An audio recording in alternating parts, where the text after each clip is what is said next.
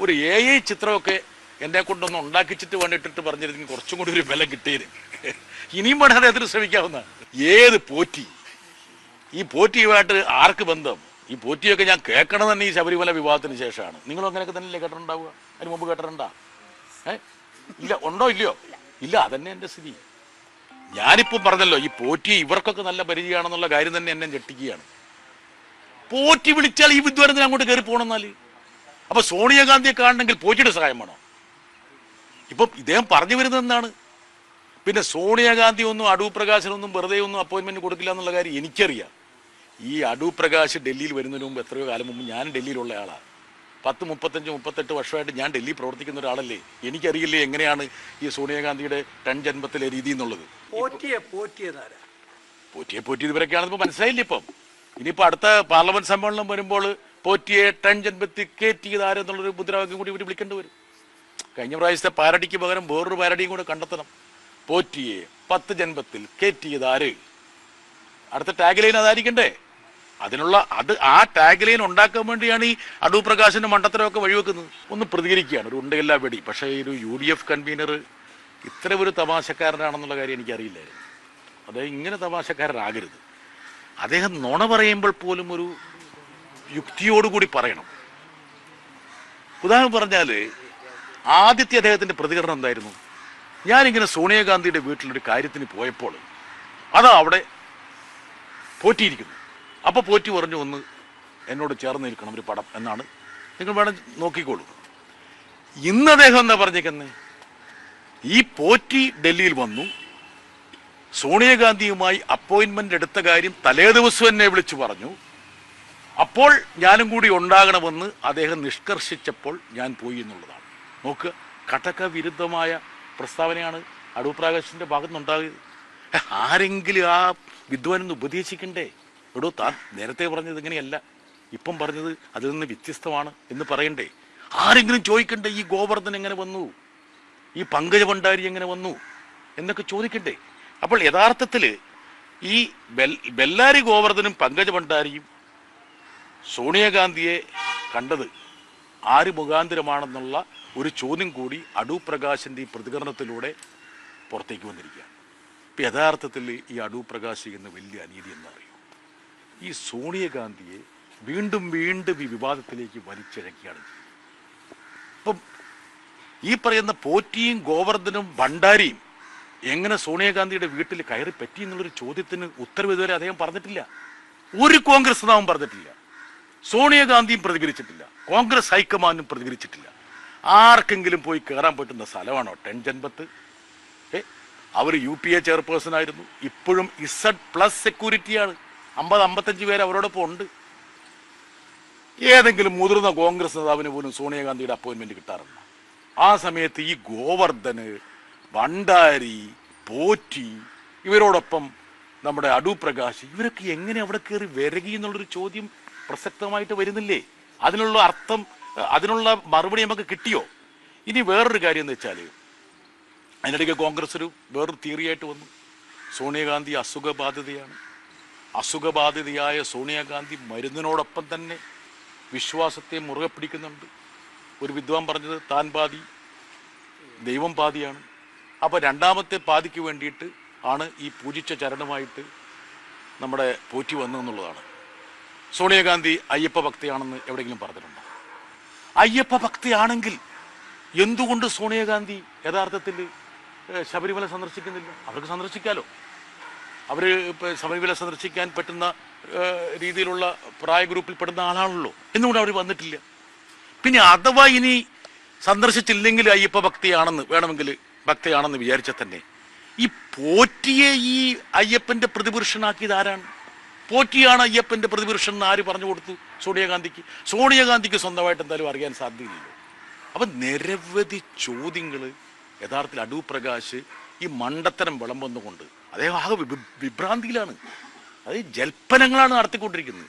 പിന്നെ എനിക്ക് അഥവാ നിങ്ങൾ ചോദിക്കുകയാണ് എനിക്ക് പോറ്റി അറിയുമെന്ന് ചോദിച്ചാൽ, എനിക്ക് പോറ്റി അറിയില്ല. പക്ഷെ പോറ്റിയെ പേറിയ അടൂർ പ്രകാശിനെ അറിയാം നന്നായിട്ട്. അതിന് തർക്കമൊന്നുമില്ല. അടൂർ പ്രകാശ് നന്നായിട്ട് അറിയാം. ഇനി അഥവാ ഞാൻ പോറ്റി എവിടെയെങ്കിലും വെച്ച് കണ്ടിട്ടുണ്ടെങ്കിൽ തന്നെ, വല്ല വിമാനത്തിൽ വെച്ച് വല്ല കണ്ടിട്ടുണ്ടെങ്കിൽ അത് അടൂർ പ്രകാശ് പരിചയപ്പെടുത്താനാണ് സാധ്യമുള്ളൂ. എന്നുവെച്ചാൽ അല്ലാതെ എനിക്ക് പോറ്റിയായിട്ട് വന്നില്ല. പിന്നെ മൂപ്പർ വേറൊരു കാര്യം പറഞ്ഞു വെച്ചാൽ പോറ്റി ചെയ്ത ഫോൺ കോളുകൾ ഉണ്ടെന്നുള്ളത്. അപ്പോൾ പോറ്റി ജയിലിൽ പോകുന്നതിന് മുമ്പ് മൂപ്പറയാണോ ഫോൺ ഏൽപ്പിച്ചിട്ട് പോയിരിക്കുന്നത്? സാധാരണക്കാരനായിട്ടുള്ള ഒരു അന്വേഷണ ഉദ്യോഗസ്ഥനല്ലാത്ത അടൂർ പ്രകാശിന് ഇങ്ങനെ ഒരാളുടെ കോളർ ഐ ഡി കിട്ടി? അല്ലെങ്കിൽ പോറ്റി അടൂർ പ്രകാശ് എൻ്റെ ഫോൺ സുരക്ഷിതമായിട്ട് നിങ്ങളുടെ അടുത്ത് വെച്ചോ, ഞാനൊന്ന് ജയിലിൽ പോയിട്ട് തിരിച്ചു വരട്ടെ എന്ന് പറഞ്ഞ് ഫോൺ ഏൽപ്പിച്ച് ആ ഫോൺ ഇങ്ങനെ അടൂർ പ്രകാശ് പരതി കണ്ടുപിടിച്ചതാകാനല്ലേ സാധ്യതയുള്ളൂ. അതുകൊണ്ട് എനിക്കൊറ്റ ഉപദേശമുള്ളൂ, അദ്ദേഹം ഇപ്പോൾ കേവലം അടൂർ പ്രകാശ് അല്ല, അദ്ദേഹം UDF-ൻ്റെ കൺവീനറാണ്. അദ്ദേഹം അദ്ദേഹത്തിൻ്റെ പാർട്ടിയെയും അദ്ദേഹത്തിൻ്റെ പാർട്ടി നേതൃത്വത്തെയും അദ്ദേഹത്തെ തന്നെയും ഈ അബദ്ധത്തിൻ്റെ പടുകുഴിയിലേക്ക് വലിച്ചഴക്കരുതെന്നുള്ള ഒരു വിനീതമായിട്ടുള്ള അഭ്യർത്ഥന മാത്രമാണുള്ളത്. ഞാൻ അദ്ദേഹത്തിനെതിരെ ചില ചോദ്യങ്ങൾ ചോദിച്ചു എന്നുള്ള കാര്യത്തിൽ എന്നാൽ ഒരു ഉണ്ടയില്ല വെടി ജോൺ ബ്രിട്ടാസിനെതിരെ നിൽക്കട്ടെ എന്ന് വിചാരിച്ചെങ്കിൽ അങ്ങനത്തെ ഒരു കൗതുകമാണ് അദ്ദേഹത്തിനുണ്ടെങ്കിൽ കുഴപ്പമില്ല. പക്ഷെ മറിച്ച് വസ്തുതാപരമായിട്ട് എന്തെങ്കിലും പറഞ്ഞിട്ടുണ്ടെങ്കിൽ ആ നിമിഷം സിവിലും ക്രിമിനലായിട്ട് അദ്ദേഹത്തിനെതിരെ നടപടി ഉറപ്പല്ലായിരുന്നു സംശയിക്കുന്നത്. ശരി, ഇതില് അങ്ങ് സംസാരിക്കുമ്പോൾ വളരെ പ്രധാനപ്പെട്ട ഒരു കാര്യം പറഞ്ഞു. ഈ 10 ജൻപത്തിൽ നടന്ന കൂടിക്കാഴ്ചയെ സംബന്ധിച്ചൊക്കെ ഈ SIT യഥാർത്ഥത്തിൽ സോണിയാഗാന്ധിയിൽ നിന്ന് മൊഴിയെടുക്കേണ്ടത്, അന്വേഷണം ഡൽഹിയിലേക്ക് വ്യാപിപ്പിക്കേണ്ടത്. SIT എന്ത് ചെയ്യണമെന്ന് ഞാൻ പറയുന്നില്ല, പക്ഷെ ഈ ഒരു ചോദ്യം അന്തരീക്ഷത്തിലുണ്ട്. എന്താ കാരണം എന്ന് വെച്ചാൽ ഇത് പോറ്റി മാത്രമല്ലെന്ന് ഞാൻ ഈ പടം കാണിച്ചല്ലോ. ഈ പറയുന്ന ബെല്ലാരി രാജ എന്നൊക്കെ പറഞ്ഞൊരു കഥാപാത്രമില്ലേ എന്ന് പറഞ്ഞ പോലെ ബെല്ലാരി ഗോവർദ്ധൻ, പിന്നെ പങ്കജ് ഭണ്ഡാരി, ഇതൊക്കെ ആർക്കറിയാം? ഇവരോടൊക്കെ ഇങ്ങനെ ചേർന്ന് നിൽക്കുകയാണ് അടൂർ പ്രകാശ്, സോണിയാഗാന്ധി. അടൂർ പ്രകാശിന്റെ മുഖത്തൊക്കെ ഉള്ളൊരു ദീപ്തി കാണണം. ഏത് പിന്നെ നൂല് കെട്ടിക്കുന്നു. അദ്ദേഹം ആദ്യം കഴിഞ്ഞ ആഴ്ച പറഞ്ഞല്ലേ ഇപ്പൊ പറഞ്ഞേക്കുന്നു. അദ്ദേഹത്തിന് നേർക്കുയർന്നു വന്ന ഒരു ചോദ്യത്തോടും തൃപ്തികരമായൊരു പ്രതികരണം ഉണ്ടായില്ല എന്നുള്ള കാര്യമാണ് ഏറ്റവും ശ്രദ്ധേയമായത്.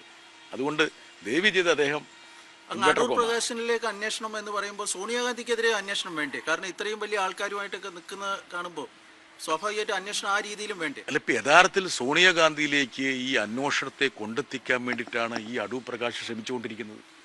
എനിക്ക് സംശയമുണ്ട് ഈ ബെല്ലാരി ഗോവർദ്ധനും ഈ മറ്റേ അതുപോലെ തന്നെ പങ്കജ് ഭണ്ഡാരിയൊക്കെ വരും. കർണാടകയിലൊക്കെ ആണല്ലോ ഈ ഗോവർദ്ധൻ ഉള്ളത്. അപ്പൊ കർണാടക രാഷ്ട്രീയമൊക്കെ ആയിട്ട് ബന്ധപ്പെട്ട ആൾക്കാരാണ് ഇതിന് പിന്നിലുള്ളത് എന്ന് പരോക്ഷമായിട്ട് സൂചിപ്പിക്കാൻ വേണ്ടിയിട്ടാണോ പുള്ളി ഇങ്ങനെ ഇത് പറയുന്നതെന്ന് പോലും എനിക്കൊരു സംശയമുണ്ട്. ഈ അടൂർ പ്രകാശിന് ഈ സാധാരണഗതിയിൽ കാണിക്കേണ്ട യുക്തിഭദ്രത ഇല്ലെങ്കിൽ പോലും ഇങ്ങനെയുള്ള കാര്യങ്ങളിൽ ചില കുബുദ്ധികളുണ്ടെന്നാണ് ഞാൻ മനസ്സിലാക്കുന്നത്. അതുകൊണ്ടാണല്ലോ അദ്ദേഹം UDF കൺവീനറായത്. എന്തായാലും അദ്ദേഹത്തിൻ്റെ സമന്വിതയായ നേതാവ് സോണിയാഗാന്ധിയെ വല്ലാത്ത ഒരു പ്രതിസന്ധിയിലേക്ക് വലിച്ചഴക്കുകയാണ്. അതുകൊണ്ട് അദ്ദേഹം ഇനിയെങ്കിലും സമചിത്തതയോടുകൂടി സാധാരണഗതിയിൽ ഒരു പദവിയിലിരിക്കുന്ന ആൾ സംസാരിക്കുന്നത് പോലെ അതിൻ്റെ ഗൗരവവും അതിൻ്റെതായ രീതിയും അവലംബിച്ചുകൊണ്ട് സംസാരിക്കണമെന്ന് ഒരു എളിയ പൊതുപ്രവർത്തനം നിലയിൽ ഒരു ഉപദേശം വെറുതെ സൗജന്യമായിട്ട് അദ്ദേഹത്തിന് കൊടുക്കാനുണ്ട്. അത്രയേ ഉള്ളൂ. ഏത് പോറ്റി? ഈ പോറ്റിയുമായിട്ട് ആർക്ക് ബന്ധം? ഈ പോറ്റിയൊക്കെ ഞാൻ കേൾക്കണം തന്നെ ഈ ശബരിമല വിവാഹത്തിന് ശേഷമാണ്. നിങ്ങളും അങ്ങനെയൊക്കെ തന്നെയല്ലേ കേട്ടിട്ടുണ്ടാവുക? അതിന് മുമ്പ് കേട്ടിട്ടുണ്ടാ? ഇല്ല, ഉണ്ടോ ഇല്ലയോ? ഇല്ല, അതന്നെ എൻ്റെ സ്ഥിതി. ഞാനിപ്പം പറഞ്ഞല്ലോ ഈ പോറ്റി ഇവർക്കൊക്കെ നല്ല പരിചയമാണെന്നുള്ള കാര്യം തന്നെ എന്നെ ഞെട്ടിക്കുകയാണ്. പോറ്റി വിളിച്ചാൽ ഈ വിദ്വാരത്തിന് അങ്ങോട്ട് കയറി പോകണമെന്നാല് അപ്പൊ സോണിയാഗാന്ധിയെ കാണണമെങ്കിൽ പോറ്റിയുടെ സഹായം വേണോ? ഇപ്പം ഇദ്ദേഹം പറഞ്ഞു വരുന്നത് എന്താണ്? പിന്നെ സോണിയാഗാന്ധി ഒന്നും അടൂർ പ്രകാശിനൊന്നും വെറുതെ ഒന്നും അപ്പോയിൻമെന്റ് കൊടുക്കില്ല എന്നുള്ള കാര്യം എനിക്കറിയാം. ഈ അടൂർ പ്രകാശ് ഡൽഹിയിൽ വരുന്നതിന് മുമ്പ് എത്രയോ കാലം മുമ്പ് ഞാൻ ഡൽഹിയിലുള്ള ആളാണ്. 35-38 വർഷമായിട്ട് ഞാൻ ഡൽഹി പ്രവർത്തിക്കുന്ന ഒരാളല്ലേ. എനിക്കറിയില്ലേ എങ്ങനെയാണ് ഈ സോണിയാഗാന്ധിയുടെ 10 ജന്മത്തിലെ രീതി എന്നുള്ളത്. കരുണാകരനെ പോലും കൂട്ടാക്കാതെ കരുണാകരൻ വ്രണതഹൃദയനായി തിരിച്ചു പോയാളല്ലേ. മുഖ്യമന്ത്രി പറഞ്ഞില്ലേ ഹെമന്ത വിശ്വ. അത് മാത്രമല്ല, ഒരു ഡസൻ നേതാക്കളുടെ പേര് ഞാൻ പറഞ്ഞുതരാം, കോൺഗ്രസിലെ ഏറ്റവും പ്രധാനപ്പെട്ട ആൾക്കാർ. അപ്പോഴാണ് പോറ്റി മാത്രമല്ല ഗോവർദ്ധനും ഭണ്ഡാരിയും അടൂർ പ്രകാശും ഇവരെല്ലാം കൂടി അവിടെ ഇങ്ങനെ അങ്ങൊന്ന് വിരകുകയാണ്. എന്തായിരിക്കും അതിന് കാരണം? കാരണം SIT കണ്ടുപിടിക്കണം. എന്താ കാരണം വെച്ചാൽ ഇപ്പം ഒറ്റ കാര്യം എനിക്ക് പറയാനുള്ളൂ. അതായത് അടൂർ പ്രകാശ് തൻ്റെ പ്രതികരണങ്ങളിലൂടെ, അത് മാത്രമല്ല വിരുദ്ധമായ പ്രതികരണങ്ങളിലൂടെ, കഴിഞ്ഞ ആഴ്ച പറഞ്ഞല്ല അദ്ദേഹം ഇപ്പം പറയുന്നത്, ഈ പ്രതികരണങ്ങളിലൂടെ അദ്ദേഹത്തെയും അദ്ദേഹത്തിൻ്റെ നേതൃത്വത്തെയും വലിയ ഒരു അപകടത്തിലേക്ക് നയിച്ചുകൊണ്ടിരിക്കുകയാണ് എന്നുള്ള കാര്യം അദ്ദേഹത്തിൻ്റെ സഹപ്രവർത്തകർക്കെങ്കിലും ബോധ്യമുണ്ടാകണമെന്നാണ് എൻ്റെ ഒരു അപേക്ഷ. പോറ്റിയത് ഇവരൊക്കെയാണെന്ന് മനസ്സിലായില്ല. ഇപ്പം ഇനിയിപ്പോൾ അടുത്ത പാർലമെന്റ് സമ്മേളനം വരുമ്പോൾ പോറ്റിയെ ടൺ ജൻപത്തി കയറ്റിയത് ആരെന്നുള്ളൊരു മുദ്രാവാക്യം കൂടി ഇവർ വിളിക്കേണ്ടി വരും. കഴിഞ്ഞ പ്രാവശ്യത്തെ പാരഡിക്ക് പകരം വേറൊരു പാരഡിയും കൂടെ കണ്ടെത്തണം. പോറ്റിയെ 10 ജൻപത്തിൽ കയറ്റിയത് ആര്? അടുത്ത ടാഗ് ലൈൻ അതായിരിക്കണ്ടേ? ആ ടാഗ് ലൈൻ ഉണ്ടാക്കാൻ വേണ്ടിയാണ് ഈ അടൂർ പ്രകാശിന്റെ മണ്ടത്തരമൊക്കെ വഴിവെക്കുന്നത്. ഈ പോറ്റി മുഖ്യമന്ത്രി ഞങ്ങൾ ഈ പാരഡി ഒന്നും പാടാൻ വേണ്ടി നിൽക്കില്ല കേട്ടാ. എന്നുവെച്ചാൽ കേരളത്തിന്റെ പേരെങ്ങനെ മോശമാക്കാൻ വേണ്ടിയിട്ട് ഞങ്ങൾ ഈ പാർലമെന്റിന്റെ കവാടോ പാർലമെന്റിന്റെ അങ്കണമോ ഒന്നും ഞങ്ങൾ അതിന് വേണ്ടി ഉപയോഗിക്കില്ല. ഈ പോറ്റി മുഖ്യമന്ത്രിയെ കണ്ടതാണ് കോൺഗ്രസ് പ്രതിരോധിക്കാനായി കോൺഗ്രസ് നേതാക്കളെല്ലാം പറയുന്ന ഒരു കാര്യം. മുഖ്യമന്ത്രി അതേക്കുറിച്ച് വിശദമായി പ്രതികരിച്ചില്ലേ? അതായത് താഴെ ഒരു ഫംഗ്ഷൻ നടന്നു എന്താണെന്നുള്ളൂ. അതുകൊണ്ട് AI ചിത്രമൊക്കെ വന്നപ്പോൾ തന്നെ പോലീസ് നടപടിയെടുത്തില്ലേ? ഞാനതാ ആലോചിച്ചു, യഥാർത്ഥത്തിൽ ഈ അടൂർ പ്രകാശിനെ ആരെങ്കിലും ഉപദേശിക്കണം. ഒരു AI ചിത്രമൊക്കെ എന്നെ കൊണ്ടൊന്ന് ഉണ്ടാക്കിച്ചിട്ട് വേണ്ടിട്ടിട്ട് പറഞ്ഞിരുന്നെങ്കിൽ കുറച്ചും കൂടി ഒരു ബലം കിട്ടിയത്. ഇനിയും വേണം അതിന് ശ്രമിക്കാവുന്നതാണ്. ഒരു കാര്യം മുന്നണി മര്യാദ പാലിക്കുന്നതിന്റെ ഭാഗമായിട്ടാണ് അങ്ങ് സോണിയാഗാന്ധിക്കെതിരെ നേരിട്ടൊരു ആക്ഷേപമോ ഒന്നും ഉന്നയിക്കാത്തത്. അല്ല, നമ്മളിപ്പോഴും നമ്മുടെ പൊതുജീവിതത്തിൽ ഓരോരുത്തർ അലങ്കരിക്കുന്ന പദവിയെ നമ്മൾ ബഹുമാനിക്കണം. ഇപ്പം ഞാനിപ്പോൾ ഏതെങ്കിലും ഒരു നേതാവിനെതിരെ വ്യക്തിപരമായിട്ടൊരു ആക്ഷേപം ഉന്നയിച്ചെങ്കിൽ കേട്ടിട്ടുണ്ട്. ചിലരിങ്ങനെ പ്രതികരിച്ച് എന്നെ കൊണ്ട് ചിലത് പ്രതികരണം വാങ്ങിയെടുക്കുക എന്നുള്ളതല്ലാതെ ഞാൻ ഒരാളെക്കുറിച്ചും പ്രതികരിക്കാറില്ല. സോണിയാഗാന്ധി എന്ന് പറയുന്നത് എൻ്റെ മുതിർന്ന സഹപ്രവർത്തകയാണ്. രാജ്യസഭയിൽ ഞാൻ ബഹുമാനിക്കുന്ന ഒരു രാഷ്ട്രീയ വ്യക്തിത്വമാണ്. ഞാൻ വിശ്വസിക്കുന്നില്ല, അതായത് സോണിയാഗാന്ധി തൻ്റെ ചികിത്സയുടെ ഭാഗമായിട്ടാണ് ഈ പോറ്റിയെ ക്ഷണിച്ചു വരുത്തി നൂല് കെട്ടിയെന്ന് ഞാൻ വിശ്വസിക്കുന്നില്ല. അത് അവർ തീരുമാനിക്കേണ്ടതാണ്. അതൊക്കെ ഇവരുണ്ടാക്കുന്ന കണങ്കഥകളാണ്. പക്ഷെ അവർ ഈ കെട്ടുകഥകൾ ഉണ്ടാക്കുമ്പോൾ ഉണ്ടാകുന്ന പ്രശ്നം എന്ന് വെച്ചാൽ ആ ബഹുമാന്യമായിട്ടുള്ള ആ വ്യക്തിത്വത്തെ അവർ വീണ്ടും വീണ്ടും അപകീർത്തിപ്പെടുത്തുവാണ്. നമ്മുടെ പൊതുജീവിതത്തിൽ നിറഞ്ഞു നിൽക്കുന്ന ഒരു രാഷ്ട്രീയ നേതാവിനെ, ദേശീയ തലത്തിൽ നിൽക്കുന്ന ഒരു രാഷ്ട്രീയ നേതാവിനെ ഈ രൂപത്തിലേക്ക്, വിവാദങ്ങളിലേക്ക് അവരുടെ പാർട്ടിയിലെ നേതാക്കൾ തന്നെ വലിച്ചിഴക്കുന്നത് ദൗർഭാഗ്യകരമാണ്. എൻ്റെ എതിർ പാർട്ടിയാണെങ്കിൽ പോലും നമ്മൾ പൊതുജീവിതത്തിൽ കാണിക്കേണ്ട ചില മര്യാദകളുണ്ട്, സഭ്യതകളുണ്ട്. അതുകൊണ്ട് അവരത് ചെയ്യാൻ പാടില്ലെന്നുള്ളതാണ് എൻ്റെ ഒരു ഉപദേശം. അന്ന് പാർലമെന്റിൽ ധർമ്മേന്ദ്ര പ്രധാൻ അന്ന് പ്രസ്താവന നടത്തിയതിന് താങ്കൾ അതിനെ പോസിറ്റീവായിട്ടാണ് പറഞ്ഞിരുന്നത്. പക്ഷെ അതിനുശേഷം കോൺഗ്രസ് നേതാക്കളെല്ലാം ആ ഒരു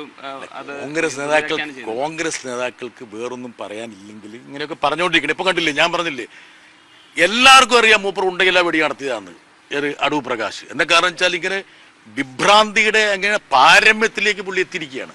എന്ത് പറയണമെന്ന് തന്നെ ആൾക്കറിയില്ല. ഒരു ചോദ്യത്തോടും തൃപ്തികരമായി പ്രതികരിക്കാനും തയ്യാറല്ല.